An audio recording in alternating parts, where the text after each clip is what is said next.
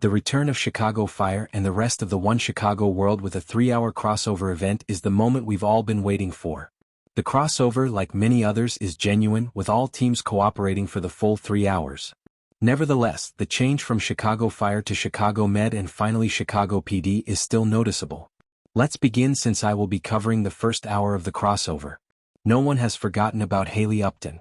Starting the crossover event with a lot of emphasis on Chicago police characters may appear strange to fans of Chicago Fire. Even if you don't watch all 3 shows every week like I do, we've gotten to know them all because to the One Chicago crossovers. We can tell right away with Haley Upton's homecoming that the first responders are all entwined in each other's lives and occupations. She quickly confirms her destination following the Chicago Police Season 11 finale, and her decision to join the FBI made perfect sense. She did a great job of matching OA's intensity during the Chicago PD/FBI crossover after all. Finding out where she went wasn't really noteworthy though. It was discovering what others already knew. Kid instantly mentioned that she had heard Upton was in Detroit, and Mouch promptly responded that she had advanced in the world and that she had also kept an eye on Mouch's profession. This brief exchange serves as a reminder that these people have grown to be like family over the years. I was also pleased to see Mouch and Kid there, demonstrating to Pascal that they were already familiar with Upton. If someone like Vasquez had conducted the meet and greet, it would have eliminated a great deal of needless explanation. Upton immediately demonstrated why she joined the FBI by taking charge of the situation while simultaneously listening to what the other adults in the room had to say. Although it's always unfortunate when someone else takes over a case, Upton is aware that there aren't always options. She recognizes and respects the chain of command throughout this episode, but it doesn't mean she won't try to get around the superiors. The best method to get around it all? What if we went to see Voight? Knowing that Voight and his team are the most qualified investigators, she completely involves intelligence in the matter. Would I have loved to see Atwater and Burgess together again? Perhaps, but I don't believe it was necessary for the show. Furthermore, Upton wasn't particularly close to the others. Halstead and Voight were the only people involved. Cruz and Severide broke my heart. It is obvious that something has gone wrong when a plane arrives on autopilot. The fact that it lands safely indicates that something went wrong rather than a hijacker taking control.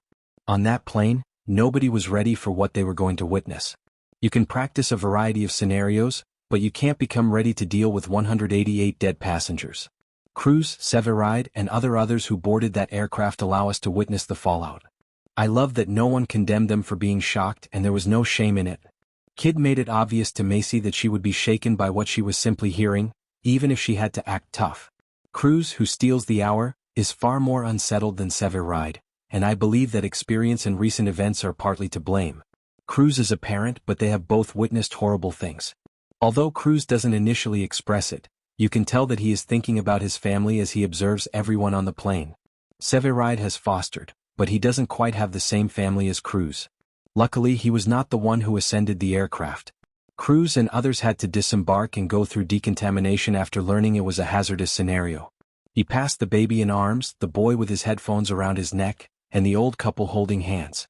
We were able to experience what Severide was probably feeling as he came along the aisle because Chicago Fire went above and above with the sound of what those folks were probably making while on the plane. As I consider this episode, I don't think the shiver will go away for a very long time, and it follows Severide the entire time. To be honest, I'm not sure I'll be able to board a plane without worrying about the moment, just like I did with the Final Destination movies. Severide would have bottled this up till it blew up a couple seasons ago. He opened up to Kid, which demonstrates how far this couple has come and gives me optimism that they will be able to stay together. Severide is compelled to investigate the matter because of everything he has witnessed. We've all grown to love and know Severide, and he needs to know who did it so they can pay. A few thought-provoking moments. Despite everything that went well, there were a few scenes in the first hour of the One Chicago crossover that detracted from the narrative.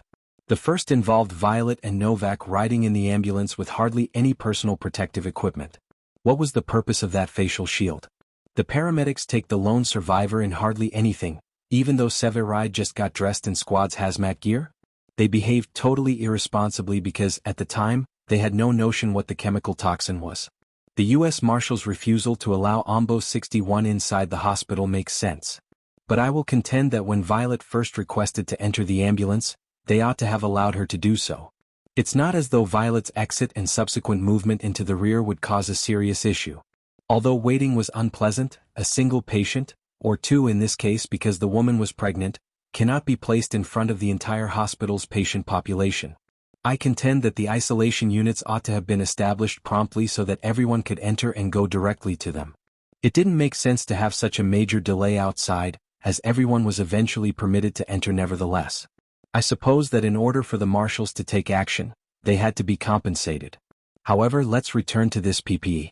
It's obvious that Violet and Novak required more because Cruz and Cap both experienced negative effects from the chemical while in the squad engine, therefore I don't see why Pascal didn't make it happen. Lennox maintained her composure, so I'll give her credit.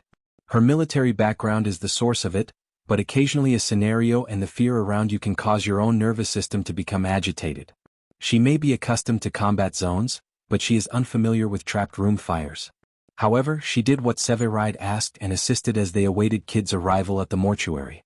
Then, as it appears that Upton is going to be shot after being struck in the head, Halstead appears out of nowhere. In all honesty, I don't think Halstead's appearance was necessary. Upton's life might have been saved if people had hurried out of the mortuary due to the fire. I really wish the One Chicago crossover teaser hadn't hinted at Upton and Halstead's involvement. Alternatively, they could have just informed us that Upton would be involved. The scene where Halstead ran up the alleyway might have been considerably more dramatic. Ultimately, the One Chicago crossover got off to a great start and felt just like any other Chicago Fire Season 14 hour.